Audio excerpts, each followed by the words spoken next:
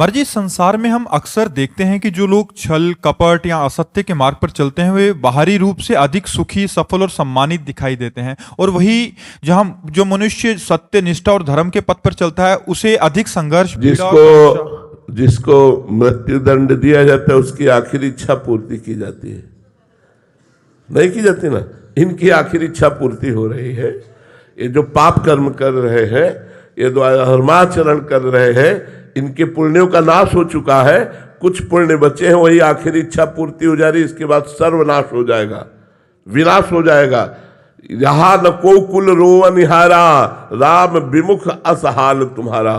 मंदोदरी जी रावण को देख करके जब बिखरी खोपड़ियां और भुजाएं पड़ी हैं तो सोच रही है वही रावण है।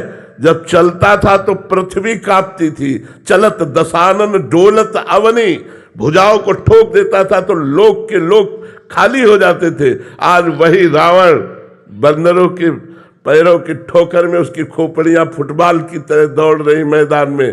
तो कहा राम विमुख असहाल तुम्हारा, रहा न को कुल रोवनिहारा। तुम्हारी आखिरी इच्छा पूर्ति की जा रही है। जैसे मृत्यु का दंड देने वाले पूछा जाता तुम्हारी आखिरी इच्छा क्या है, बोले हमको ये खवा दो, ये दिखा दो। हाँ, तो वो खवाया जा रहा है तो देखकर कुछ ये मत मानो कि सुखी है। अब वो गड़ासे के नीचे जाने वाला है, अब उसका नाश होने वाला है। दीपक की तरह जलो, धर्म पूर्वक चलो तो कुल परंपरा अगर चलोगे, हाइलोजन की तरह जलोगे फ्यूज हो जाओगे। अधर्माचरण करने वाला हाइलोजन की तरह प्रकाशित होता है, फ्यूज हो जाता है, क्योंकि उसके सुकृत नष्ट हो जाते हैं। इसलिए ये देखो मत कि वो पापाचरण करते हुए उन्नति को प्राप्त हो रहा है। ये समझ लो उन्नति को नहीं, वो नाश को प्राप्त हो रहा है। धर्माचरण करते हुए वो दुख को प्राप्त हो रहा है, वो दुख को नहीं, उसके पाप नष्ट हो रहे हो। आगे चलकर बहुत सुख को प्राप्त होगा। जैसे दुर्योधन बड़ा फूला हस्तिनापुर के सिंहासन के लोभ में, चूंकि पिता बैठे हुए थे, मनमानी दुर्व्यवहार किया पांडवों के साथ। परिणाम क्या हुआ? हस्तिनापुर के चक्रवर्ती सम्राट पर महाराज युधिष्ठिर बैठे और एक भी भाई जीवित नहीं बचा, सब मारे गए। अधर्माचरण करने वाला परिणाम में नाश को प्राप्त होता है, और धर्माचरण करने वाला भले दुख भोगे, परिणाम में विजय को प्राप्त होता है, सुख को प्राप्त होता है। ये बात बैठा लेनी चाहिए।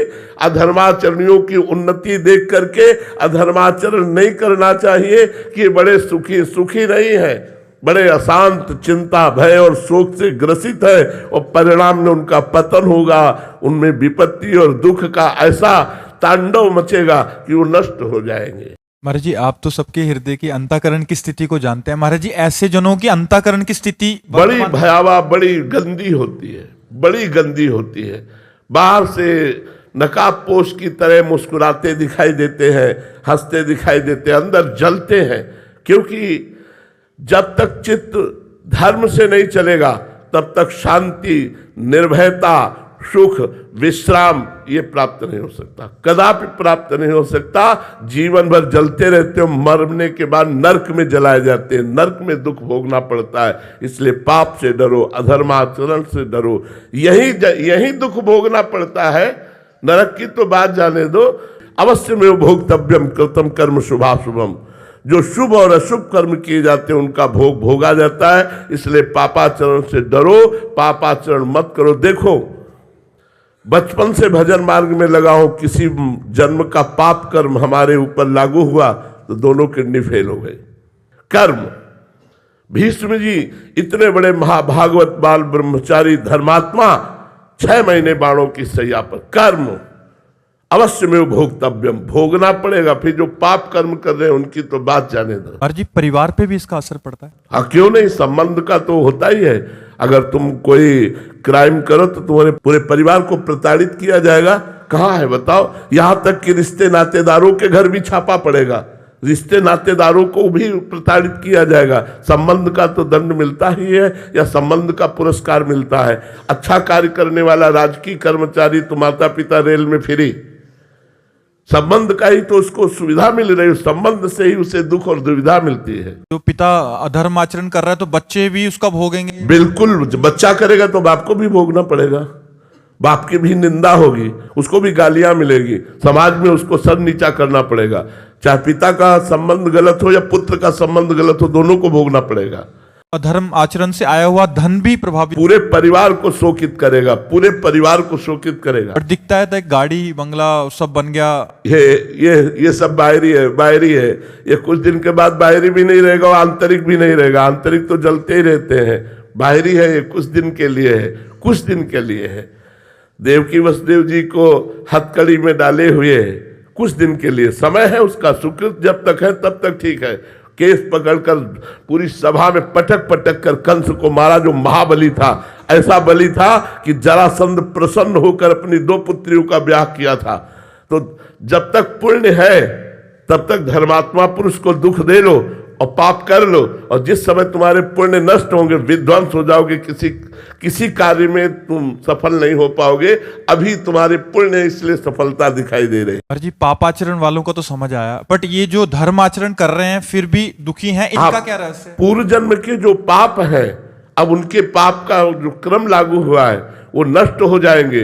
तो पूर्व जन्म के पुण्य और इस जन्म का पुण्य जब दोनों मिलेंगे तो ये सूर्य की तरह प्रकाशित हो जाएंगे, ये परमानंद को प्राप्त होंगे। और पापी पुरुष का वर्तमान में पुण्य खर्चा हो रहा है, जब पूर्व का पाप और वर्तमान का पाप दोनों मिल जाएगा तो ऐसा ब्लास्ट होगा कि सर्वनाश हो जाएगा। और इनके अंतःकरण की स्थिति क्या रही? शांत, प्रसन्न, भले दुख में है लेकिन प्रसन्न। देखो 12 वर्ष का वनवास, 1 वर्ष का अज्ञातवास पांडवों को मिला, लेकिन साथ में ब्रह्म ऋषियों का संग।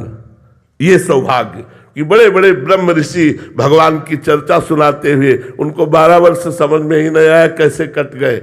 उस समय उनका हृदय शांत, प्रसन्न, भगवत शरणागत, भगवत चिंतन परायण, बाहरी कष्टों की परवाह नहीं करते, धर्म में चलने वाले। ये अधर्मिक पुरुष लोग थोड़ी देर के लिए बाहरी सुखों को भोगते हैं, अंत में महादुख को प्राप्त होते हैं। इसलिए सबसे प्रार्थना है, पाप से डरो, अधर्माचरण से डरो। उन्नति धर्म पूर्वक हो तो स्वीकार करो, धर्म पूर्वक रुपया मिले तो स्वीकार करो। अधर्म रूपी धन, अधर्म रूपी उन्नति बिल्कुल स्वीकार न करो।